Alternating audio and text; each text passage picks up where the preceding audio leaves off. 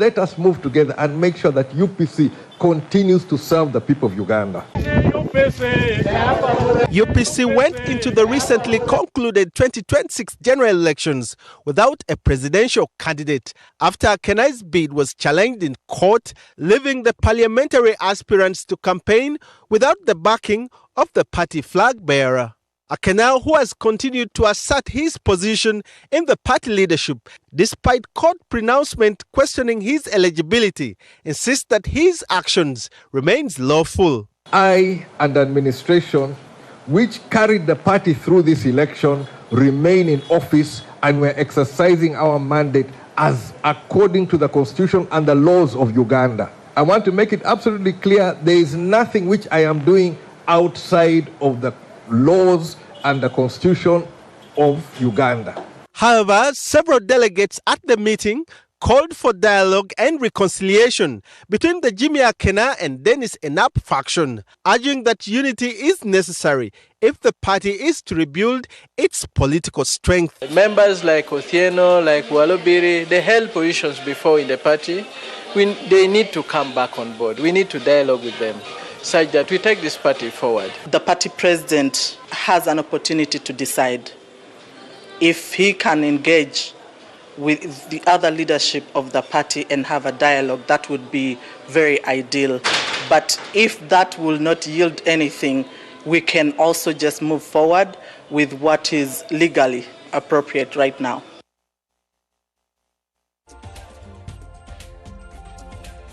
So, Uganda People's Congress was born fighting for independence, but since its founding, the party has struggled just as much with internal wrangles as it has with national politics. So, let's have ourselves going to join Teacher Kasumba on the whiteboard, if you understand what I'm talking about here. So, Jimmy Akenai and Enapu era or era, depending on where you had your kindergarten. And that is very much UPC. That's a very familiar face for those of us who have been around for some time. 1960s, that is Apollo Milton Obote, Dr. Apollo Milton Obote, 1960s and the 1980s. Then bring in his wife, Miria Obote, and as well, you've had Miriam Obote and Warubiri era. Again, those are battles that continued through the times. Then bring in Orara Otunu era, and that is in the 2000s when he was out there trying as much as he could to resuscitate, if you may, or give UPC a CPR, if that is even possible. So UPC continues to be within that kind of place where battle after battle continue to plug the UPC through the ages. The question is whether that will be solved sooner or later or not. But for now, we move away from the UPC and get to another very interesting battle. That is the battle to save our roads. And it is the brand new man, Minister for Works and Transport, Fred Byamukama, that has warned road construction engineers and contractors against corruption, misuse of public funds, and unjustified project delays, saying those found culpable risk contract termination. The newly sworn-in minister says his tenure will prioritize accountability, transparency, value for money, and a focus on completing stalled infrastructure projects and ending the wastage of taxpayers' resources. This is a man on a mission. After officially taking office as Minister of Works and Transport, Fred Byamukama has wasted no time getting to work, inspecting several ongoing government infrastructure projects, particularly major road works. The inspections are focused on key infrastructure projects that have either been delayed or remain incomplete despite their expected completion dates. Among the projects inspected were the Mitiana-Mubende Road, the Mpigi Expressway, the Nakauka-Natete Road, and the several others that have either stalled or fallen behind schedule. Projects being done in 2 years, they extended up to 4 or 5 years. Why? Because our own engineers and other few individuals in the country, they keep on eating in that project. Those projects must be completed and closed. The minister attributed many of the delays to corruption, alleging that some engineers have formed corrupt networks with contractors to siphon public funds at the expense of service delivery. He said the practice has undermined the implementation of critical infrastructure projects and denied Ugandans better services. We have seen many projects have stalled because of corruption. Someone to get a contract, you must pay a percentage. I'm told nowadays people have gone as far as 6% of the total some amount of the contract. We need to fight corruption. Byamukama warned that anyone found culpable of engaging in such practices will face disciplinary action, including dismissal from public services and termination of contracts. We have seen even some contractors saying, me, I want engineer so to be the project manager. To an extent, even a permanent secretary goes to transfer the staffs on that road. The contractor refuses and runs to the president. This time we are happy. The president has come up to fight such acts.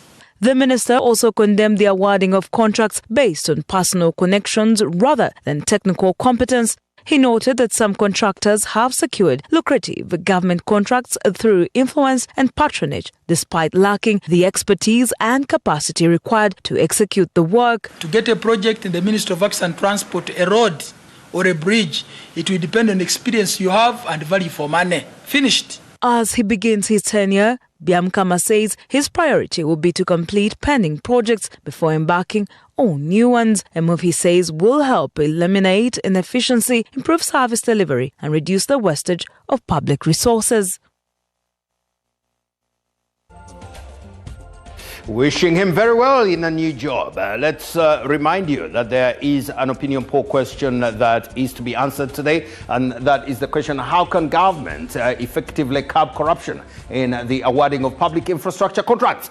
You remember there's quite a bit of money in there. That's the question. We'll be expecting your responses there. Moving away from that, let's get into Tororo municipality that has entered a new political era following the defeat of former leaders in the and during the general elections. With a new leadership now officially in office, residents are closely watching as expectations rise over improved service delivery in the midst of long-standing concerns over corruption and stalled development projects. For many, this moment is seen as a critical test whether the transition will deliver meaningful change or fall back into familiar patterns of years gone by.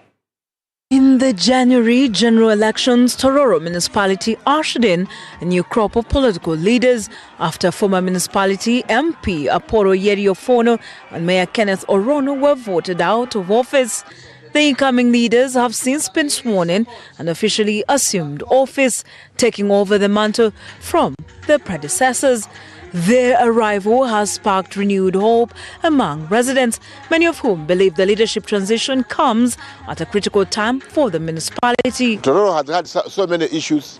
The market, we have had issues with the standard gauge railway. This is the time to work. I call upon the new leadership of Tororo municipality and the two divisions to make sure we work for the taxpayer. When you go to procurement, there is a serious challenge there. When you go to issues of financial management, tax collection, there is a serious challenge there. The new leaders say they are prepared to confront these challenges head on. They warn that corruption, which they say has for years undermined service delivery and development in the municipality, will not be tolerated. We want a municipality that is accountable to the people. We want a municipality that is going to serve everyone, regardless of where they come from, regardless of who they are. That is the municipality we are looking at. We also want to make sure the resources sent by the central government reach people. The money for roads, where is that money going? The money for street lights and drainages, is the money actually reaching the people? Beyond allegations of corruption, the leaders assume office at a time when several government projects have stalled across the municipality, ranging from roadworks to construction projects in the health and education sectors. Look at the bridge at Nyangole, you look at the hospital, and so many other projects within this municipality. Some of them have taken very, very long. They should be accountable to the people of Uganda. At the end of the day, we are paying taxes, we are making sure that these services need to reach the people, and are they being executed? For the people of Tororo municipality, the change in leadership represents more than a political transition. It is a test of whether campaign promises can be translated into tangible results. Honourable Tana there sounding exactly like his uncle, the minister. Now, opposition members of parliament have been urged to remain resilient despite their limited numbers in parliament and as well to continue speaking out in service of the nation. The call was made during the Thanksgiving ceremony organised by the newly elected Kira Municipality Member of Parliament, George Musisi. He emphasised that all leaders should remain attentive to national affairs, noting that political challenges affect everyone without discrimination. A Thanksgiving service was held at St. Joseph's Church of Uganda in Bulindo in honor of Chira Municipality MP George Musisi following his victory in this year's parliamentary elections. The event attracted several senior national unity platform figures, including Lina Zedriga, Party Treasurer Benjamin Katana, National Municipality MP Zambali Blasio, among others. While preaching, retired Bishop Henry Katumba Tamale criticized individuals who boast about their education yet engage in the looting of national resources and turn away from God. So education that is devoid of God is but training clever devils. He urged leaders present, especially members of parliament, to fear God and obey his commandments, saying this is the foundation of principled leadership. He noted that Uganda continues to face many challenges. Parliament etalimu batya mukama tubadde tukola kirala tuba twongera muwendo munene ogw'abanyazi b'eggwanga lino. The retired bishop added that the country would not need so many laws if leaders and citizens lived according to God's teachings instead of hardening their hearts. Speaking at the same event, MP George Musisi described the Thanksgiving as an act of gratitude and reminded citizens that isolating themselves from national issues is not helpful as national challenges affect everyone. Just recently I gave church the example of the member of parliament who was abducted and held in incommunicado detention for weeks. She belongs to the ruling party. It took the leader of opposition to raise it, and fortunately she has been released. But that should portray to us that if a member of parliament for the NRM can be disappeared without being produced in court, without being charged, without being detained in a lawful place, it shows that the injustices that face us don't discriminate our political differences. He called for unity and cooperation among all citizens and further stated that opposition legislators will not be intimidated in parliament despite being few in number.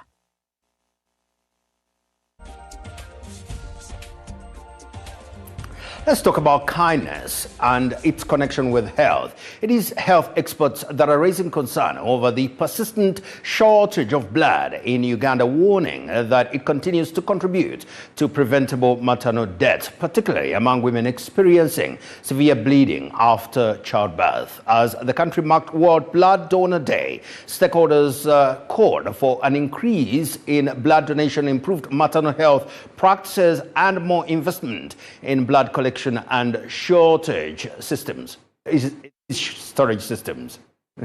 To the Uganda Blood Transfusion Services UBTS, an alarming number of mothers continue to die from excessive bleeding after childbirth. Postpartum hemorrhage accounts for nearly 1 in every 3 maternal deaths in Uganda, despite being largely preventable with timely access to safe blood transfusions. UBTS Executive Director Dorothy Cheune says it is unfortunate that the country continues to lose mothers to a condition that can be effectively managed when blood is readily available. Skilled birth attendants, facility readiness, appropriate clinical protocols, and reliable access to safe blood.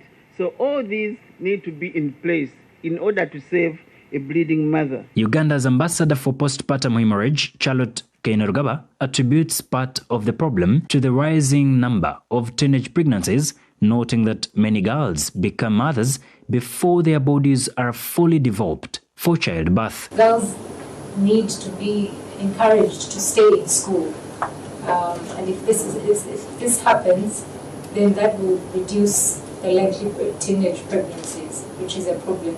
And because the bodies are not ready, postpartum hemorrhage is also likely to occur. Health experts also cite poor health-seeking behaviors among expectant mothers, including failure to attend the antenatal care clinics. They urge pregnant women to attend regular checkups, take prescribed medication, and maintain proper nutrition to safeguard their health and that of their babies. In these clinics, this is where they get to know about nutrition. That's also when they can be checked for how much blood they have. This is when they can plan where they're going to give birth, know if they're high risk mothers or not. However, Cheyune says Uganda continues to face a critical shortage of blood due to low donation rates. She explains that many regular donors are increasingly occupied with work, while others fear medical screening during donation process, leaving health facilities with inadequate blood stocks to respond to emergencies. We are so many who are above the age of 17, but then why do we continue to cry that blood is not adequate? What is the problem? Where is the gap? Why don't people donate blood? Meanwhile, the Ministry of Health says efforts are underway to strengthen the national blood supply system. Despite these interventions, officials are appealing for increased government funding to expand blood collection and transfusion services and address the persistent shortage. For example, Kabale regional referral doesn't have a regional blood bank.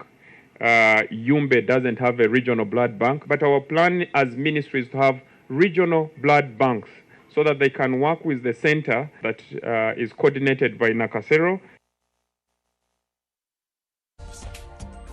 Still on matters health, it is authorities in Jinja City that are raising concern over the increasing cases of bilharzia, particularly in fishing communities along the lake shores and within the islands. According to the city health officer, Dr. Frederick Isabidie, samples of stool were collected from 60 residents, and on an unfortunate note, more than half tested positive for bilharzia. Jinja City, which hosts several landing sites, has experienced increased rainfall in recent weeks, a factor that health experts say has accelerated the spread of bilharzia. Despite this, there are concerns that local authorities have not responded with urgency required. We don't have safe, clean water. The Jinja City Health Officer, Dr. Frederick Isabidie, says the disease is most prevalent in areas such as Kisima 1 and Kisima 2 islands. He attributes the spread largely to poor sanitation, especially open defecation due to lack of proper latrine facility. Not to do open defecation, especially near the water bodies. Like in Kisima, in an island, defecating in the water, very dangerous because it's in the water where the snails are. It's in the snails that these germs multiply, okay, to complete their life cycle. And when somebody defecates in the water, when they are these eggs of bilharzia, they enter the snails, they multiply and develop in the snails, and then the snails release them back into the water, and they penetrate the skins. According to Dr. Isabidie, samples were collected from 60 residents and more than half tested positive for bilharzia. The most affected areas include Kisima 1 and Kisima 2 islands, as well as local landing sites. We had tested about 60 samples and they found that 30 were positive. So now we are running confirmatory tests. Yesterday and today we are in the lab. We took more samples. And by the end of the day, we shall have now the clear picture. And then we started the line listing and prepare for mass drug administration in the islands and our other communities living around the lake shores. Dr. Isabidie notes that although no deaths have been recorded so far, health teams have intensified interventions to contain the situation. Meanwhile, Jinja resident City Commissioner Salim Kumakech has led a campaign to visit affected islands, sensitizing communities on hygiene and preventive measures. Our role now is to come and work and rehabilitate these damaged facilities and hand it over after sensitization has taken place. However, islanders in the affected areas blame the situation on the lack of access to clean water.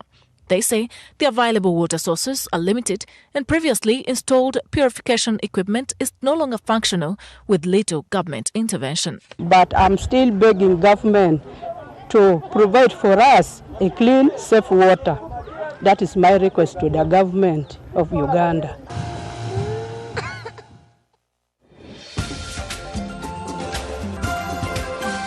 Feedback brought to you by. They are designed to support your growth. Visit absa.co.ug for personal loans that help where it matters. ABSA, your story matters.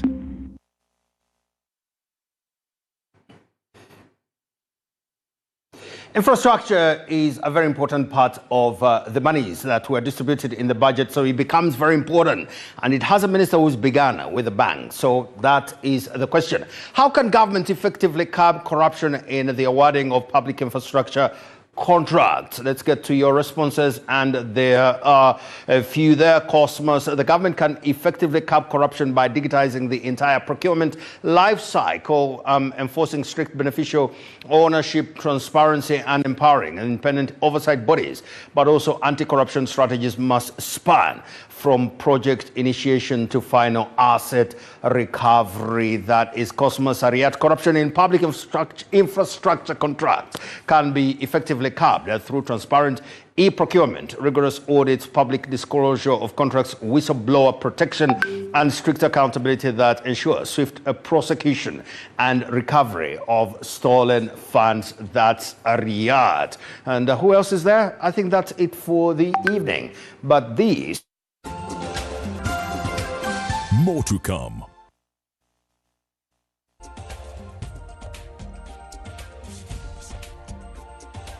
Well, the Archbishop, His Grace Stephen Kazimba Mugalu, is bidding farewell, and he has begun his farewell tours across the country. That's the story we are coming back to. You are definitely watching NBS live at 9.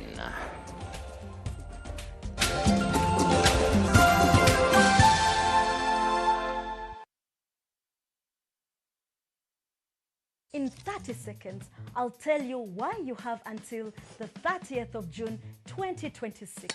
Fast! The 30th of June is your deadline to file your tax returns for the financial year ending 2025-2026. Don't wait! Late filing means errors, and errors mean penalties. Second, if you have an outstanding tax, pay your principal by the 30th of June 2026, and URA will give you a 100% tax waiver.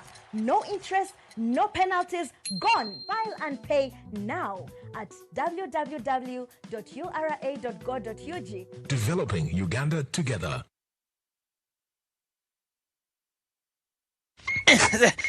Digging is good, but I have a wrong way to go. Katoto, do you need money? Bank of Uganda has introduced agriculture credit facility. You can own equipment such as tractors, plows, harrows, irrigation system. Imagine. Katoto, poor today, rich tomorrow. Here you go. Vroom, vroom, vroom, vroom. Go to your nearest bank or call our toll-free line. This message is brought to you by Bank of Uganda. Can I have a light, please? What is this? Castle Light, the best testing light. Try it. Try it, try it, try it. Da, da, da, da.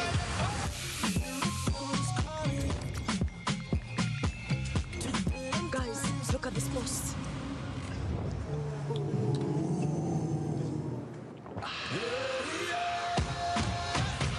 Nothing hits like extra cold. Castle Light. Try it.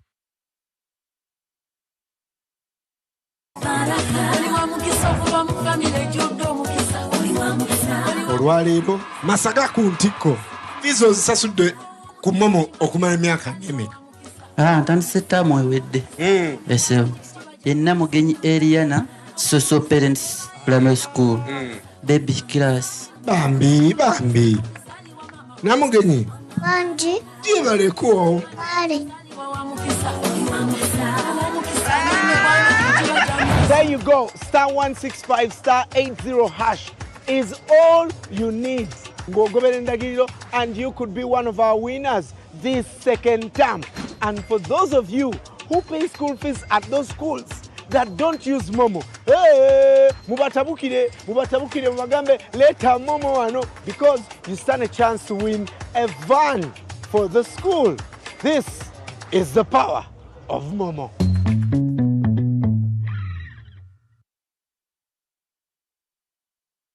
There is a new era of elegance and it begins at your event. At Peno Events, we have upgraded with fresh, modern, stylish event pieces designed to transform any space into a masterpiece. From luxury tents to elegant furniture to premium mobile washrooms, hand wash stations, lounge sets, parasols, wooden chairs, modern chair set, banquet setup.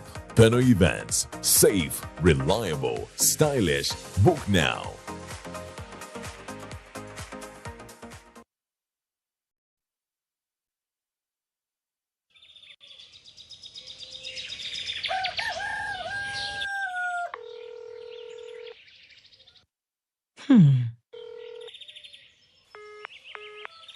Eh?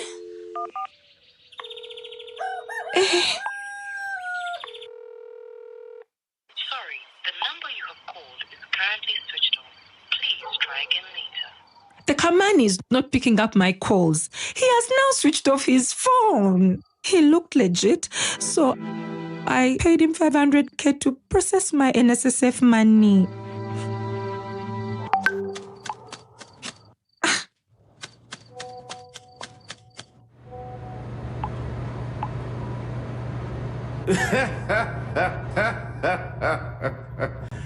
How dare you?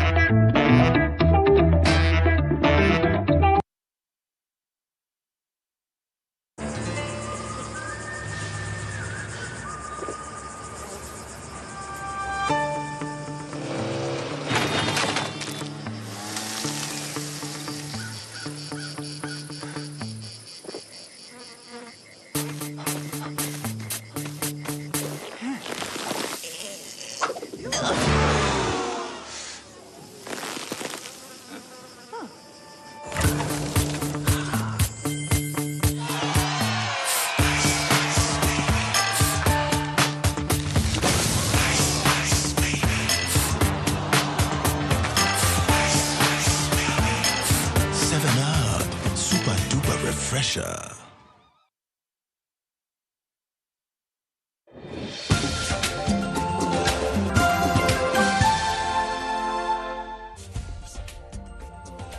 God is good all the time, and all the time God is good. That's his nature. Wow! Now, hundreds of Christians from Northwest Ankole Diocese gathered at St. Paul's Cathedral to bid farewell to the 9th Archbishop of the Church of the Province of Uganda, the Most Reverend Dr. Stephen Kazimba Mugalu, as he continues his regional retirement tour. The Archbishop Kazimba urged Christians to uphold unity and pledged to continue serving the church through evangelism and ministry long after his retirement next year. He will be retiring in August next year. To be bridge builders, despite our different tribes, despite our different denominations, despite our different status, we need each other. I'm going to be retired, but not tired, not expired, but required, and purposed. Because retiring from the office by preaching the gospel will continue. Throughout your ministry, you have exemplified servant leadership, biblical faithfulness, and a passion for evangelism and discipleship.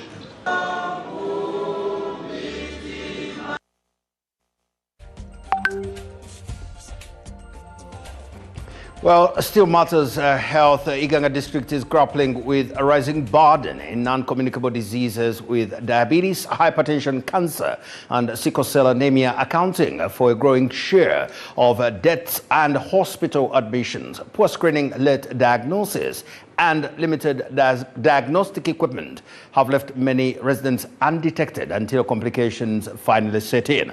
But in a bid to reverse the trend, Smart Africa Village Development Consortium and the Ministry of Health have started construction of a modern diagnostic center at Iganga General Hospital. The facility will include a dental unit, a digital X-ray to expand access to specialized care as well.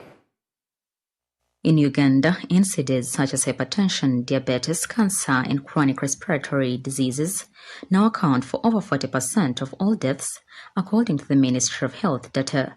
Poor screening, late diagnosis, and limited specialist care mean many cases are only detected at advanced stages, pushing the cost of treatment onto families and overstretching district hospitals.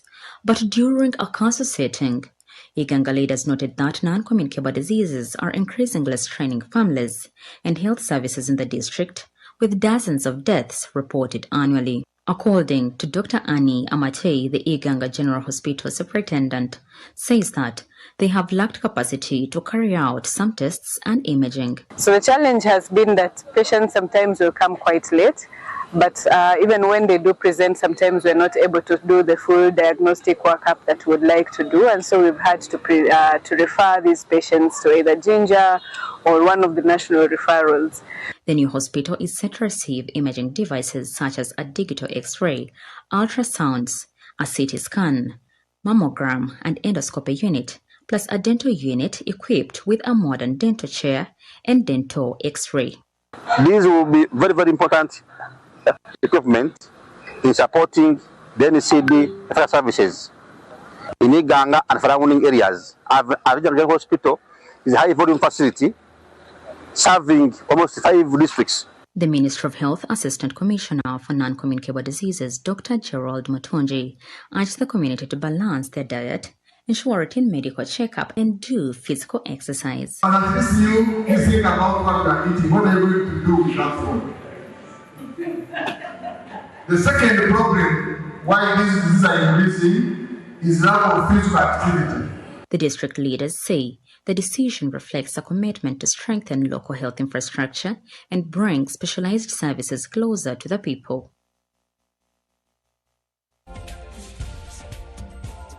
The Fountain of Honor, President Yoweri Museveni, has challenged graduates who have completed their bachelor's degrees to desist from immorality and alcoholism so as to contribute to Uganda's sobriety. The president, in a message delivered to him by the Second Deputy Prime Minister, Dr. Crispus Chionga, at the Kampala International University 33rd graduation, called for focus and commitment to the country's development agenda. However, the university administration appealed to the government for more support in areas of research and innovation for both private and public universities. By 8 a.m., graduates, accompanied by relatives and friends, had started to trickle in at the Kampala International University Western Campus for the 33rd graduation ceremony. Hours later, the Chancellor's procession began. In a message delivered by the Second Deputy Prime Minister, Dr. Crispus Chionga, President Yoweri Museveni challenged graduates to adopt healthy lifestyles so as to contribute immensely to their country. I urge the graduates to refrain from reckless and dangerous lifestyles such as drunkenness, sexual promiscuity, extravagant spending, etc., etc.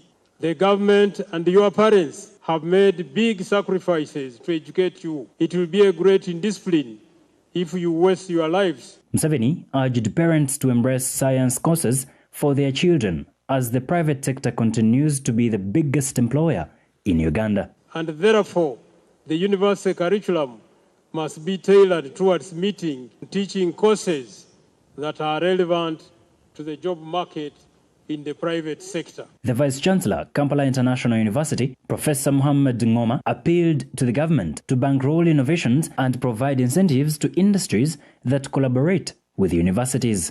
To ensure that our graduates are not only academically sound, but are also innovative and industry-ready. The Chairman Board of Trustees at the Kampala International University, Hassan Basajabalaba, announced that women holding master's degrees will receive PhD scholarships. The university will support at least 100 PhD students and 300 master's students annually. So from this year of August, we shall be taking our 50 and 50 for Arua. Basaja Balawa also urged the government to maintain internship allowances for medical students, warning that cutting the allowances would affect the quality of training. Because that will regulate quality, but they should not stop giving some money to the interns because they are doing a government work by treating students when they are doing the internship. So for that matter, I wanted to request you this voice, you can take it to cabinet members of parliament who are here. A total of 1,044 students graduated, with 100 of them earning first-class degrees. Special congratulations to those who graduated summa cum laude. Now, Butaleja district has for years struggled with poor performance in primary science, with many P7 candidates posting low grades in national exams. Education stakeholders blame the trend on teacher-centered methods that emphasize memorization over practical understanding. But to address the challenge, the Ministry of Education and Sports has launched a training program aimed at equipping science teachers with practical learner-centered teaching skills across eastern Uganda. For the past years, Butaleja district, like many other districts across the country, has continued to register poor performance in science subjects at primary level, with many primary 7 candidates failing to achieve satisfactory grades in the primary leaving examinations. Education stakeholders attribute this challenge mainly to teacher-centered methods of instruction, which emphasize memorization rather than practical understanding of scientific concepts. The methods we have been using for teaching, they have not been learner-centered, but they have been teacher-centered. In most cases, you find a teacher wanting to teach about any structure. It is not there, materials are not there.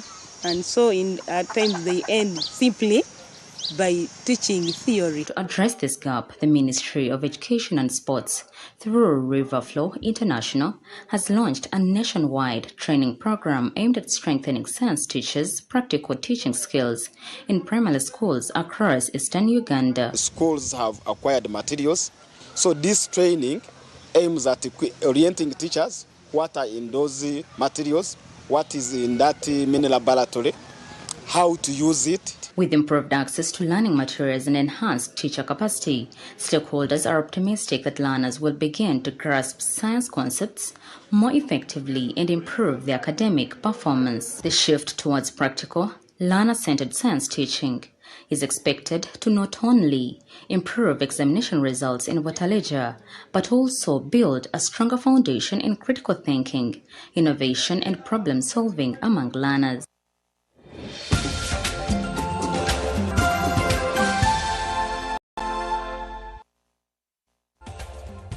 We definitely do have leaders here in Uganda, on the continent and in the region. So it becomes important for us to find out what are they saying of their social media handles. So the Honorable Hajat Amina Mukalazi, shortly before joining the financial year 2026-27 budget speech, I joined valued investors alongside the Minister of State for Energy and Mineral Development, the Honorable Nyamtoro, and is it Nyamtoro Nyamkenzo? Well, the Governor of the Bank of Uganda, Dr. Michael Atingi Ego, the former Prime Minister of the Republic of Uganda, Amama Mbabazi, the only one, and other distinguished stakeholders in meeting hosted by President Yoweri Museveni to discuss strategic investment for Uganda's economic transformation in this new Chisanja normal sleep.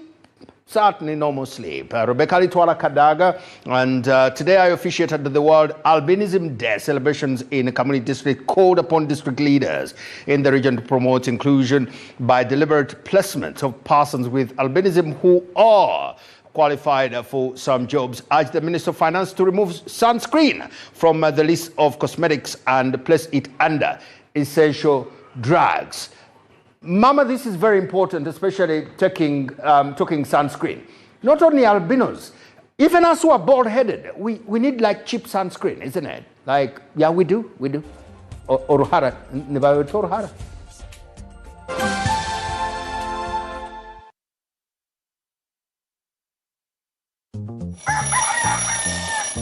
MTN voice bundle. Yeah. Load. Hey. Hello, Mama. Hey, it is me, your son, Opio. Hey, now, Mama, listen to me. MTN has the offer. Yes, it has the offer. You load from 7 a.m. to 8 a.m. Now they have free MTN to MTN minutes. And those minutes are there all day. So you load, you'll thank me later. Hey, Mama. Load an MTN voice bundle between 7 a.m. and 8 a.m. and get 3 free MTN to MTN minutes valid all day. Dial *100 *21 hash and get your free minutes bully daily. Free your fire with free minutes from MTN. Together, our connection is unstoppable. MTN.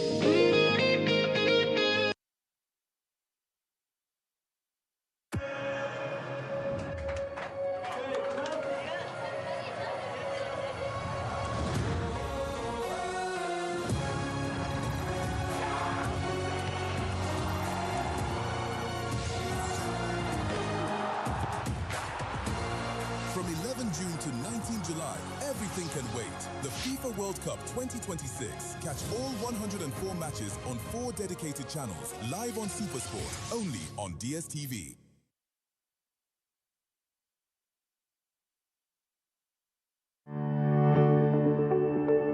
The Ministry of Health informs the public to remain vigilant against Ebola virus disease. Symptoms include diarrhea, vomiting, abdominal pain, fever, and body weakness. If you or someone you know develops these symptoms, seek medical attention immediately. Protect yourself and others by avoiding handshakes and unnecessary physical contact, washing your hands regularly with soap and water, or using an alcohol-based sanitizer. Cleaning frequently touched surfaces and avoid direct contact with infected persons' body fluids like vomit, stool, sweat, and urine. To report a suspected Ebola case, send an SMS to 6767 and type alert or call the toll-free number 0800 100 066. Report early, protect lives.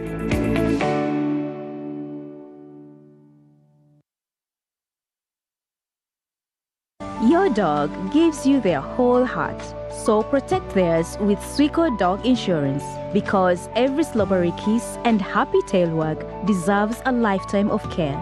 From accidents to illnesses, we're here to help.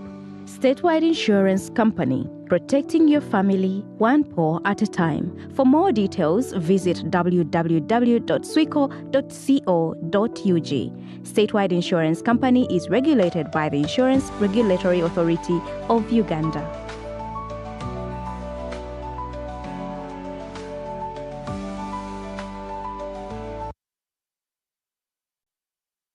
Tired of the limits? Tired of slow connections? It's time to break free. Introducing BCC Net from Blue Crane Communications. Choose the package that fits your life. BCC Lite, 20 Mbps. BCC Pro, 50 Mbps. Or BCC Extreme, 100 Mbps. For every need, every moment. Learning, conferencing, gaming, and so much more. Switch to BCC Net today. BCC Net, fast, reliable, and true unlimited internet. Blue Crane Communications is regulated by Uganda Communications Commission.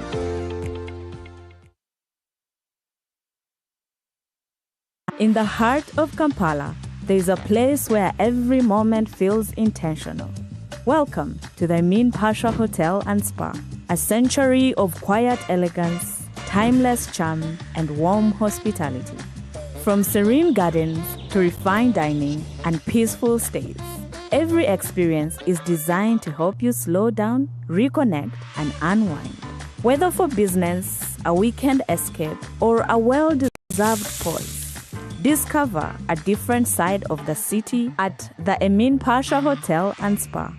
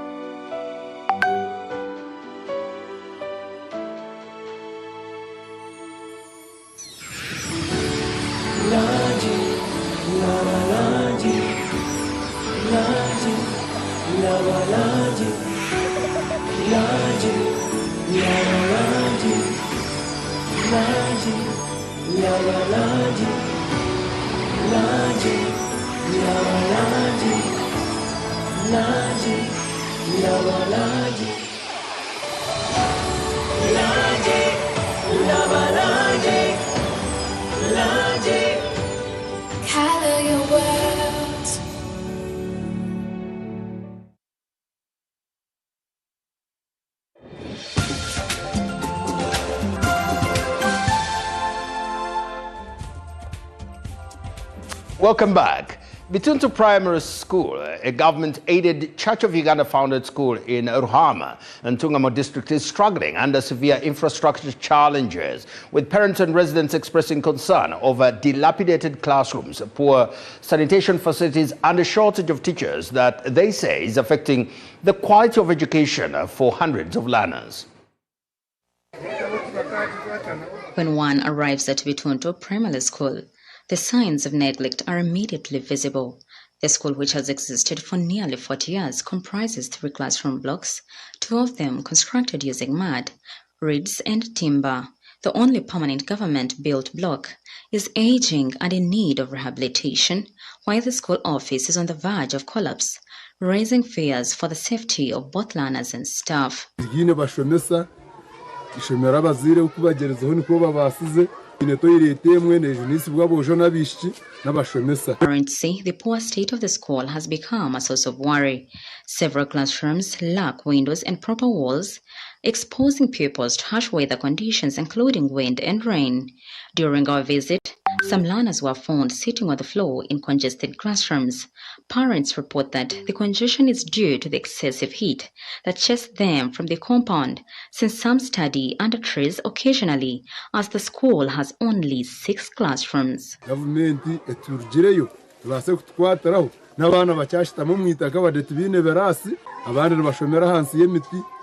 Residents say the school's deteriorating condition has persisted for years without meaningful intervention. The sanitation situation is equally alarming. The school's toilet structure, also built using mud materials, is unsafe, shared by both pupils and teachers. Concerns have also been raised over inadequate staffing levels at the school, with only 5 government teachers. Simon Katambira, a parent and an old boy of the school, says there are few teachers to handle the large enrollment. When we visited at around 11:45 a.m. mid this week, 4 of the classrooms had no teachers indeed, with older pupils supervising lower classrooms.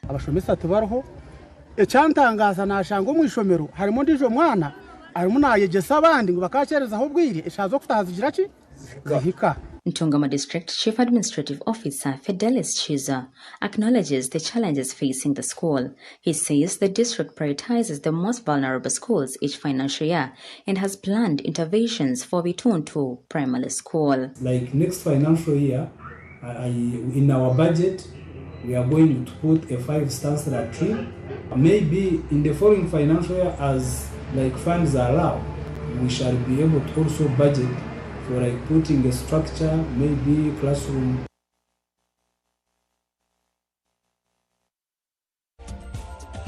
Ebirasi nikimanyisa classrooms. Well, maybe it does.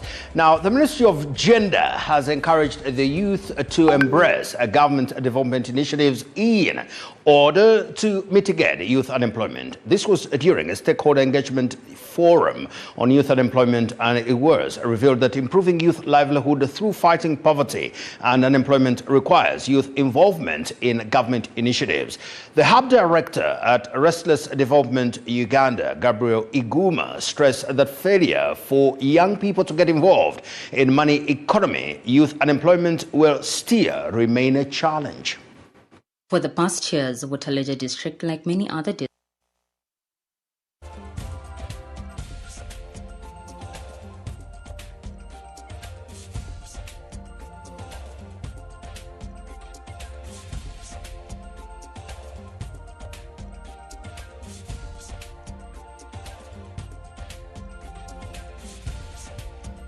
say that government has gone over and above to create wealth creation projects to deal with the unemployment problem.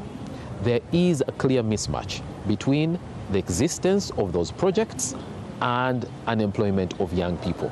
The young people are tired of us speaking about the presence of initiatives that create jobs because the young people do not have jobs. That is why we're having the conversation today, so that we bridge the gap between the initiatives that government has put in place and the young people having no employment. For parish development model, it cuts across every parish everywhere. So already that is done, not so?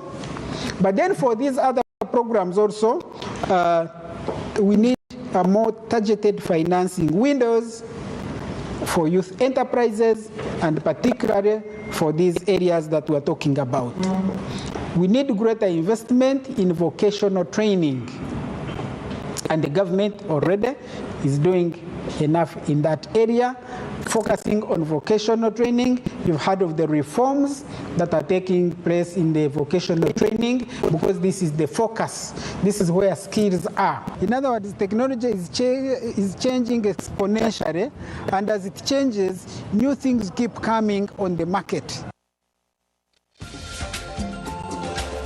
Business Pulse, brought to you by